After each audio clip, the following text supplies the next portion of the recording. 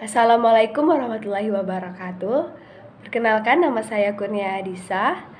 Saya dari kelompok 5 ingin menjelaskan tentang present perfect tense. Hello friends. Yang pertama saya akan menjelaskan tentang pengertian present perfect tense.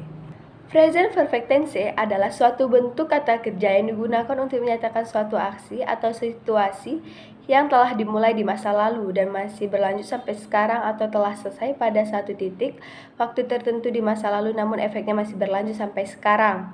Yang kedua, rumus present perfect tense. Rumus present perfect tense terbagi atas 3. Yang pertama yaitu kalimat positif. Kalimat positif rumusnya yaitu subject tambah have atau has tambah verb 3. Contoh kalimatnya yaitu I have read the book.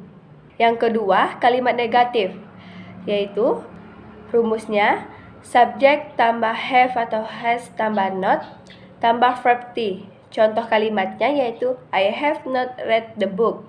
Yang ketiga, kalimat interrogatif, have atau has tambah subject tambah verb t. Contoh kalimatnya yaitu have I read the book. Yang berikutnya yaitu penggunaan present perfect tense. Yang pertama, menyatakan suatu peristiwa, kejadian atau perbuatan yang terjadi dan masih ada hubungan dengan waktu sekarang ini. Yang kedua, menyatakan suatu peristiwa atau perbuatan yang telah dilakukan berulang-ulang. Yang ketiga, menyatakan suatu peristiwa atau perbuatan yang telah terjadi di waktu lampau dan masih berlangsung sampai saat ini.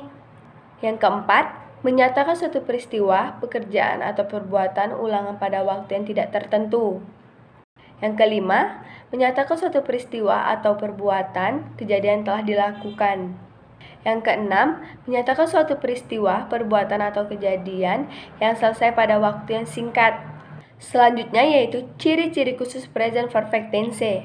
Yang pertama, predikat kalimat dalam bentuk tense ini selalu terdiri dari have atau has. Yang kedua, untuk subjek yang terdiri dari orang ketiga, tunggal misalnya Donna, Andi, she, his, it, dan sebagainya. Yang ketiga, kalimat tanya dibentuk dengan memindahkan kata kerja bantu. Berikutnya yaitu tanda waktu present perfect tense. Keterangan waktu yang sering digunakan di present perfect tense yaitu yang pertama yaitu ago, yang lalu, for selamanya, finally akhirnya, for selamanya, at last akhirnya, dan masih banyak lagi kata-kata yang digunakan dalam present perfect tense. Dalam present perfect tense yang dipentingkan adalah kejadian atau tindakan yang dilakukan. Yang terakhir yaitu kesimpulan. Present perfect tense adalah kalimat untuk menerangkan peristiwa yang telah terjadi pada waktu lampau yang masih ada hubungannya dengan masa sekarang, namun waktu kejadiannya tidak jelas diketahui kapan. Baiklah, hanya itu yang dapat saya sampaikan.